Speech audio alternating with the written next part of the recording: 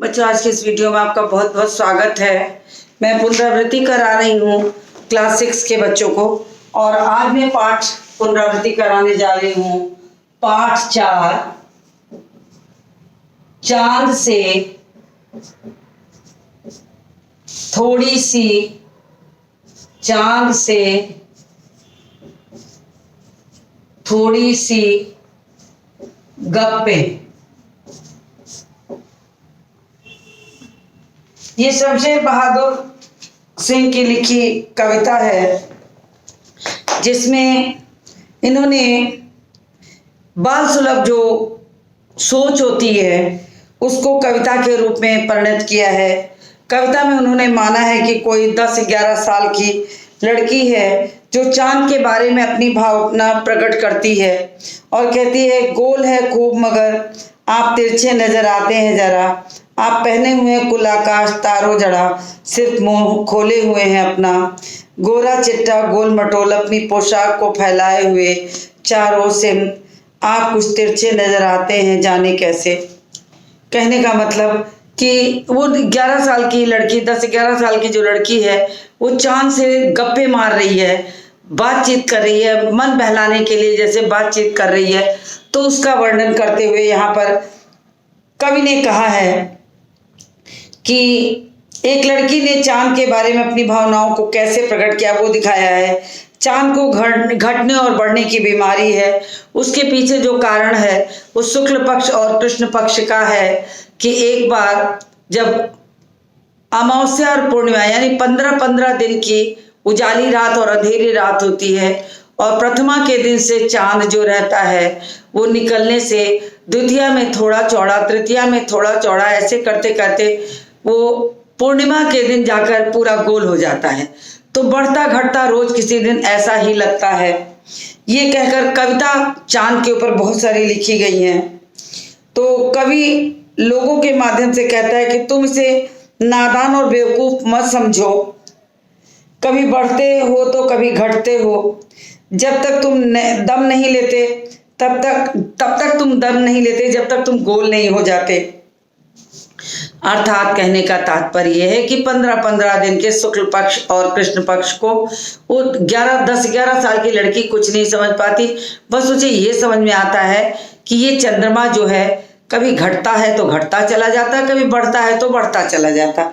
तो ऐसी चीज को कहती है। फिर लड़की कहती है कि आप तो एकदम गोल हो, लेकिन फिर भी न जाने क्यों तिरछे नजर आते हो। तुमने सारे आकाश को कपड़ा बनाकर पहन लिया है और उसमें सिर्फ तुम्हारा मुंह दिख रहा है। ऐसा लग रहा है कि जैसे पूरा आकाश जो है उसका वस्त्र है और जो चांद की गोलाई है वो उसका मुख है। ऐसा कवि को लगता है। यानी 15 दिन घटते और 15 दिन बढ़ते हुए चांद की को लड़की ने उसकी बीमारी समझा कि आपको कोई बीमारी है जो हो रही है। तो कविता में मैंने बहुत संक्षेप में थोड़ा सा भाव को समझा दिया कि ताकि आपको समझ में आ जाए कि कविता में जो प्रश्न पूछे जाएंगे उसका उत्तर आप लिख सकें। तो मैं संक्षिप्त प्रश्नों को बता रही हूँ, क्योंकि आपका प्रश्न जो है वो एनुअल एग्जाम का प्रश्न पत्र जो माइक्रोसॉफ्ट पर आएगा और उसमें 1 वर्ड आंसर आएंगे, तो आपको पाठ के बीच के प्रश्न ज्यादा पूछे जाएंगे, तो आपको उसकी तैयारी करनी है। मैं उसी के आधार पर आपको ले चलती हूँ। तो मैं आपको बिल्कुल छोटे छोटे प्रश्नों को पहले लिखवाती हूँ कि कैसे छोटे छोटे प्रश्न जो हैं वो लिखे जाएंगे। फिर मैं देखती हूँ कि चांद से पहला क्वेश्चन है, चांद से गप्पे कौन लड़ा रहा था। तो चांद से गप्पे कौन लड़ा रहा था? तो चांद से गप्पे जो थी वो लड़की कर रही थी। तो इसका उत्तर क्या होगा कि लड़की, जो 10-11 साल की लड़की कविता में दिखाई गई है उसकी बात की जा रही है। फिर दूसरा प्रश्न है, चांद ने क्या पहन रखा था? चांद ने क्या पहन रखा था। तो चांद ने क्या पहन रखा था? पूरे आकाश को वस्त्र बनाकर चांद ने पहन रखा था कि तारों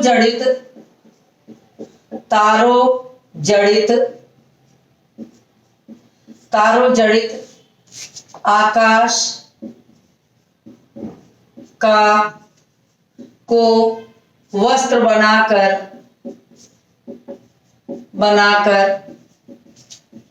पहन रखा था।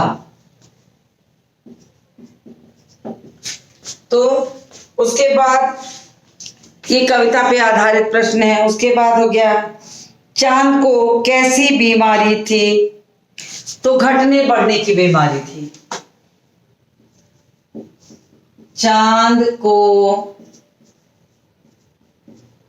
कैसी बीमारी थी? उत्तर होगा घटने बढ़ने की बीमारी। तो चांद को घटने बढ़ने की बीमारी थी। जब घटने बढ़ने की बीमारी थी, जो मैंने आपको भी समझा दिया घटने बढ़ने की बीमारी का क्या तात्पर्य है। तो घटने बढ़ने की बीमारी का तात्पर्य यह है कि वहां 15 दिन की अंधेरी रात और 15 दिन की उजाली रात को शुक्ल पक्ष और कृष्ण पक्ष कहते हैं। और शुक्ल पक्ष में जो उजाली रात होती है उसमें सूरज, उसमें जो चंद्रमा है वो चांद घटते घटते घटते घटते खत्म हो जाता है। एक और वो बढ़ता है 15 दिन और 15 दिन घटता है। 15 दिन के बाद पूर्णिमा आती है और बाकी के 15 दिन के बाद अमावस्या आती है। तो ये क्रम हमेशा चंद्रमा का चलता रहता है। इसी को कविता में घटने बढ़ने की बीमारी कही गई है। फिर उसके बाद है चांद से थोड़ी सी गप्पे। कविता में कवि कौन है?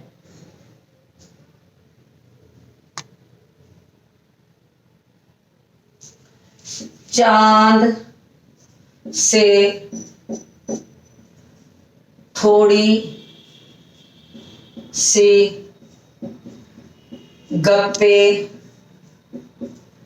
कविता के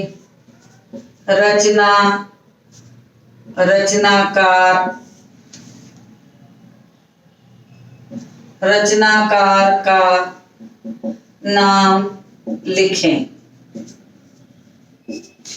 तो क्या है? शमशेर बहादुर। शमशेर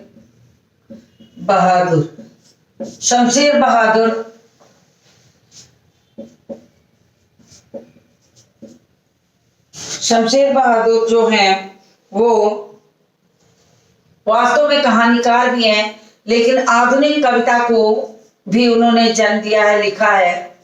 तो थोड़ी सी आपको जानकारी दे दूं, क्योंकि आप कक्षा 6 के विद्यार्थी हैं, आपके लिए इतनी चीजें जानना बिल्कुल आवश्यक नहीं है।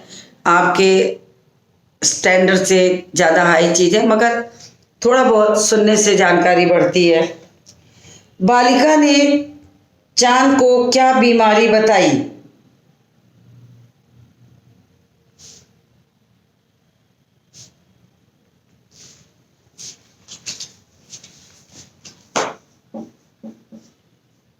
बालिका ने घटने बढ़ने को क्या कहा?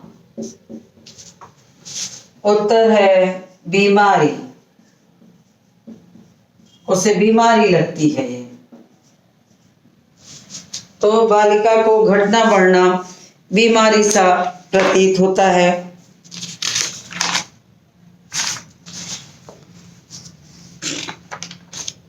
फिर उसके बाद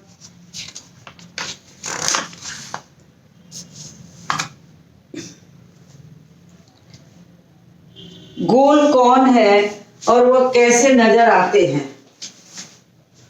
गोल कौन है?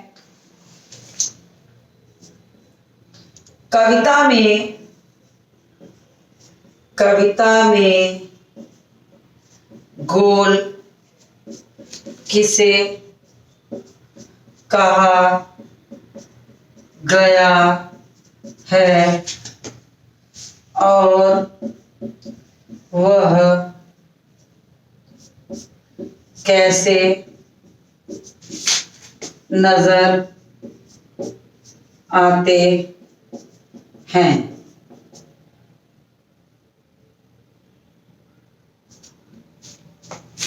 उत्तर क्या होगा? कविता में गोल चांद को कहा गया है और वे तिरछे नजर आते हैं।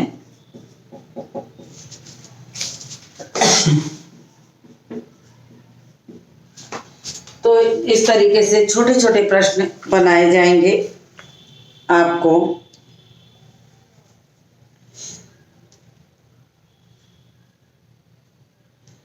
दम न लेने का क्या अर्थ है? दम न लेना का क्या अर्थ है? दम न लेना तो विश्राम न करना।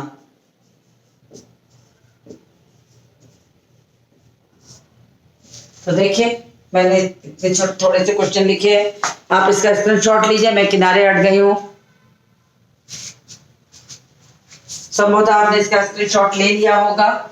मैं इसे रब करती हूं।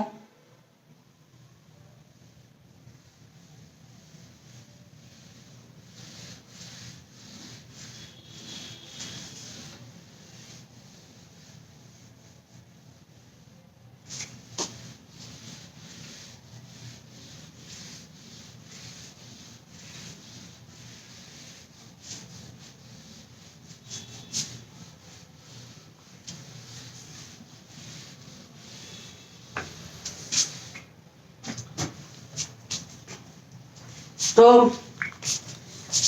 आगे बताती हूँ आपको। दम न लेने का अर्थ तो बता दिया मैंने, विश्राम न करना। फिर उसके बाद है कविता में किसके बारे में बताया जा रहा, तो आप लिख सकते हैं चांद के बारे में। चांद कैसा नजर आता है? तो जो है चांद जो आपको लगता है कि वो तिरछा नजर आता है लड़की को। तो इसके अलावा कुछ शब्दार्थ पर आधारित जो प्रश्न है वो भी मैं आपको समझा देती हूँ कि जो बोलचाल के शब्दों से जुड़ा है। चिट्टा शब्द आया है,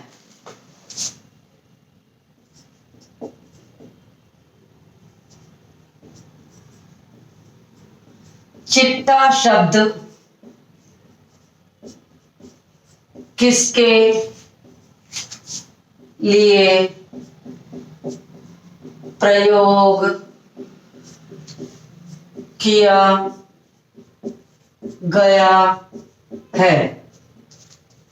तो चिट्टा शब्द किसके लिए प्रयोग किया गया है? चांद के लिए। चांद के लिए चिट्टा शब्द किसके लिए प्रयोग किया गया है? चांद के लिए।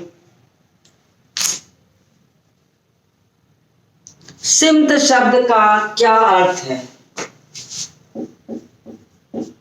सिमत शब्द का क्या अर्थ है? दिशाएं। क्योंकि उस यहाँ पर जो आकाश को चांद बताया गया है, आकाश को जो चांद का वस्त्र बताया गया है, वो वस्त्र जो है चारों दिशाओं में फैला है। पूर्व पश्चिम उत्तर दक्षिण चारों दिशाओं में वो गोला आकार फैला है और ऐसा लग रहा है जैसे वो पूरा घेरदार वस्त्र पहने हैं और उसके मुख बीच से उनका मुख जो है वो दिखाई पड़ रहा। तो बच्ची को यही लगता है कि जैसे कोई गोल घेरादार जो चारों दिशाओं में वस्त्र फैला है वो वस्त्र है और उसमें जो चंद्रमा है गोल वो उसका मुख दिखाई पड़ रहा है। तो सिंध शब्द का अर्थ भी मैंने आपको बता दिया। उसके बाद एक प्रश्न और कराती हूं। कवि का जन्म कविता में कविता के कवि का जन्म कहाँ हुआ था? तो उत्तर है देहरादून। और वो सन भी लिख देती हूँ 10 जनवरी 1911। सन मैंने जानबूझ के लिख दिया कि ताकि आपको थोड़ा सा याद आ जाए, कभी कुछ कोई प्रश्न पूछा जाए तो वो भी आप जान जाएंगे। तो इस तरह से जो छोटे छोटे नीरा शब्द एक है।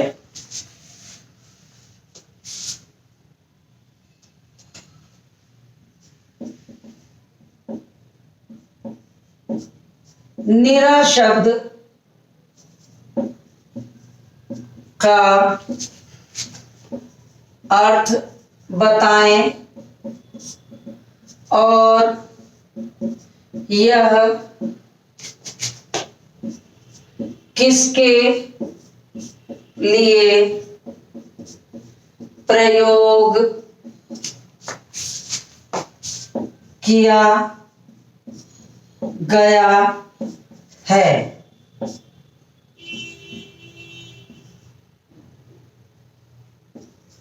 उत्तर है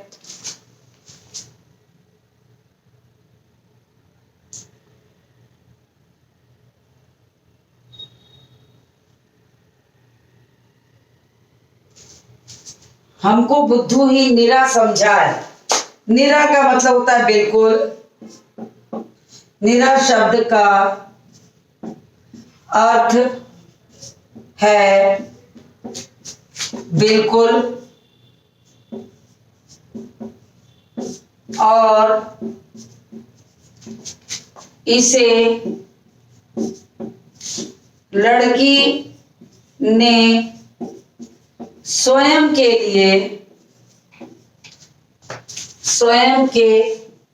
लिए प्रयोग किया है।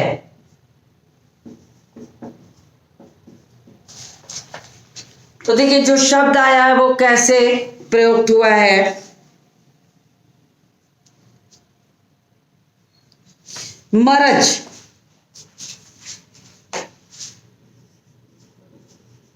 मरज शब्द किस भाषा का है?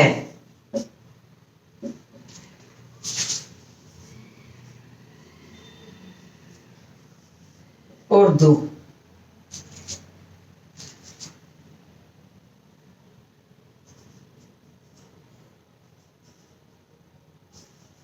मरज शब्द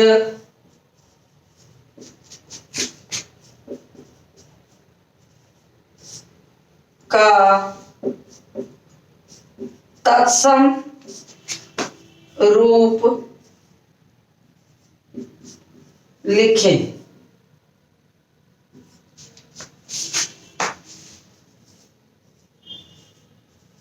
मर्ज। तो देखिए मैंने आपको इतने प्रश्न बताए, आप इसका स्क्रीनशॉट लीजिए, फिर मैं इसको रब करूंगी। संभवतः आपने इसका स्क्रीनशॉट ले लिया होगा, तो मैं इसको रब कर रही हूं।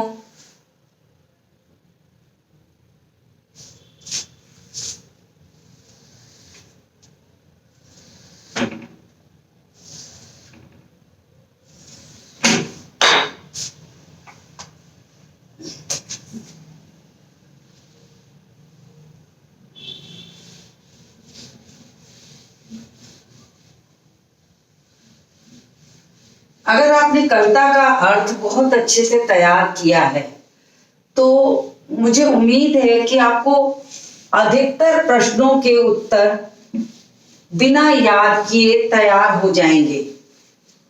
लेकिन उसके लिए आपको पाठ को कई बार पढ़ना पड़ेगा। बिना पढ़े पाठों को उत्तर नहीं समझा जा सकता। तो जो शब्द मुझे लग रहे हैं कि थोड़े जरूरी हैं वो मैं आपको बता दे रही हूं। कवि को चांद कैसा दिखाई देता है? गोल। फिर ये तो मैंने करा दिया है आपको। चांद की विशेषता क्या है? तो चांद की भी विशेषता वही है, कभी घटता है कभी बढ़ता है। ये उसकी खासियत कविता में दिखाई गई है। और वैसे भी भौगोलिक दृष्टि से भी देखा जाए तो ये चांद की विशेषता है कि चांद घटता बढ़ता है। चांद कब घटते बढ़ते गायब हो जाता है? ये प्रश्न मैं थोड़ा आपको कराती हूँ कि जो इसमें दिखाया गया है कि अमावस्या के दिन चांद जो रहता है बिल्कुल गायब हो जाता है। तो एक प्रश्न ये भी कर लीजिए, चांद कब घटते बढ़ते बढ़ते गायब हो जाता है? तो मैंने अभी आपको इसकी प्रक्रिया समझाई थी कि पूर्णिमा में चांद पूरा हो जाता है और जब वो घटना शुरू होता है तो बढ़ते बढ़ते घटते घटते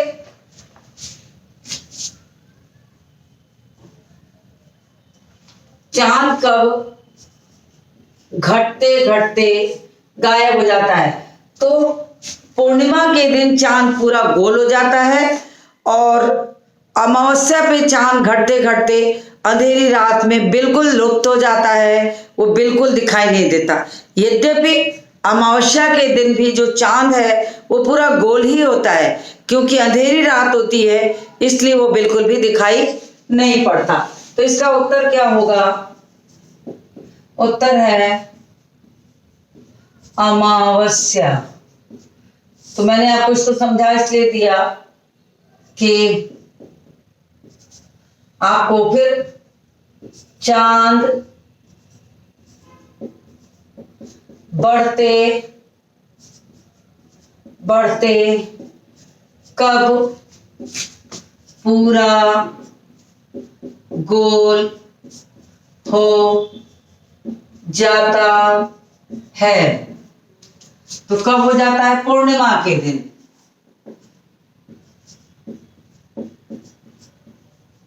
पूर्णिमा के दिन,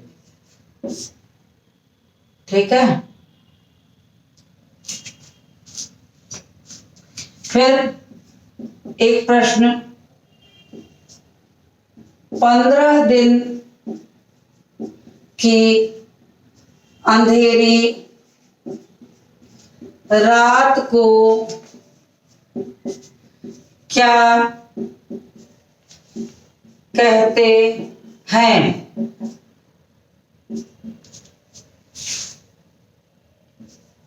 कृष्ण पक्ष।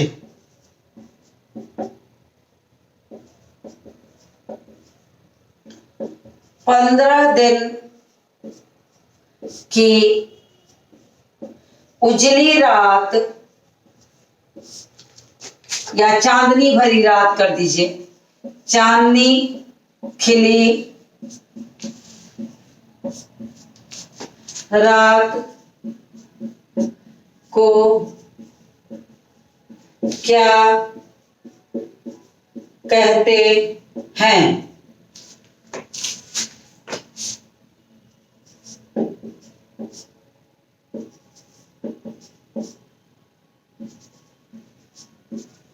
शुक्ल पक्ष। तो देखिए मैंने इसको आपको कुछ कुछ चीजें अलग से भी बता रही हूं जो आपको सिर्फ कविता के आधार पर समझ सकते हैं कि हाँ कविता के आधार पर कैसे इसको समझा जा सकता है। तो मैंने वो भी आपको समझा दिया। मैं अब इसके कुछ और प्रश्नों को चर्चा कर देती हूँ कि जैसा कविता से कहा कि आप पहने हुए कुल आकाश के माध्यम से लड़की क्या कहना चाहती है। चांद तारों से जड़ी हुई चादर ओढ़कर बैठा है। चांद की पोशाक चारों दिशाओं में फैली हुई है। आप किसे सही मानते हैं? तो चांद की पोशाक चारों दिशाओं में फैली हुई थी, तो ये सही है, लेकिन दोनों सही है। चांद तारों की चादर ओढ़कर वो बैठा हुआ है, ऐसा भी लगता है। फिर उसके बाद है कि कवि ने चांद से गप्पे किस दिन लगाई होंगी। इस कविता में आई बातों की मदद से अनुमान लगाओ और उसका कारण भी बताओ।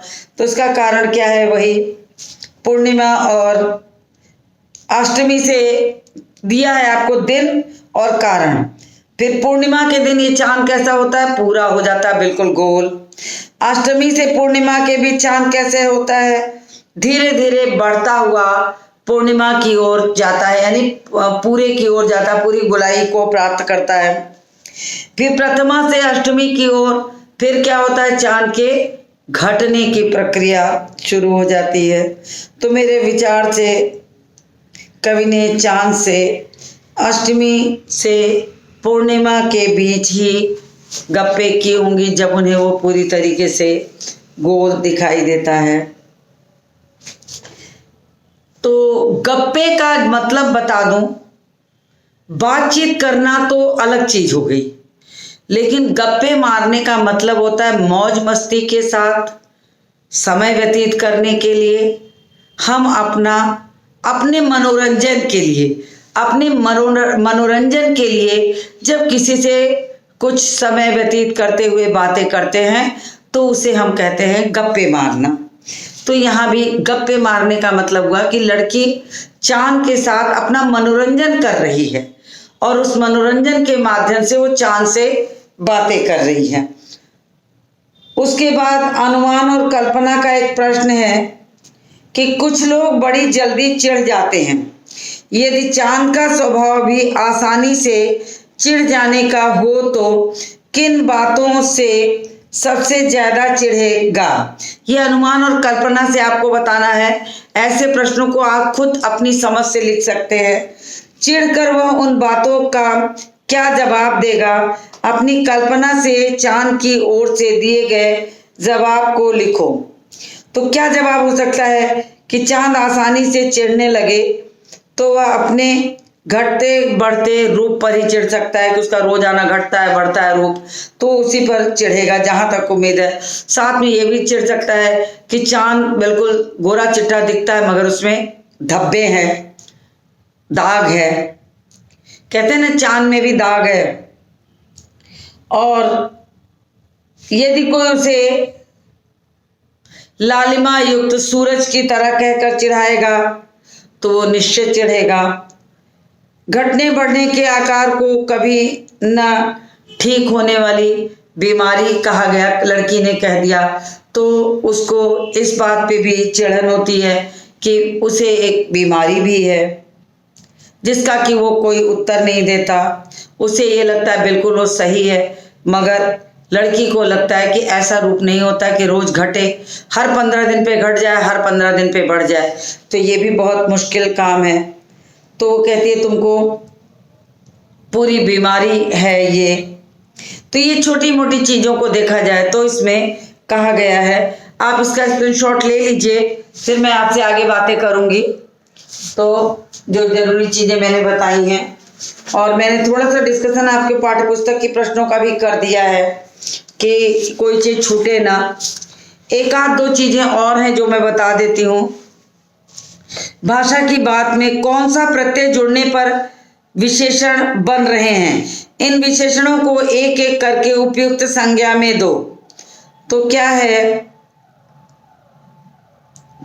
गुलाबी पगड़ी, मखमली घास, कीमती गहने, ठंडी रात, जंगली फूल और कश्मीरी भाषा। तो देखिए इसमें जितने भी प्रत्यय बने हैं सब ई प्रत्यय से बने हैं। गुलाबी, मखमली, कीमती, ठंडी, जंगली और कश्मीरी।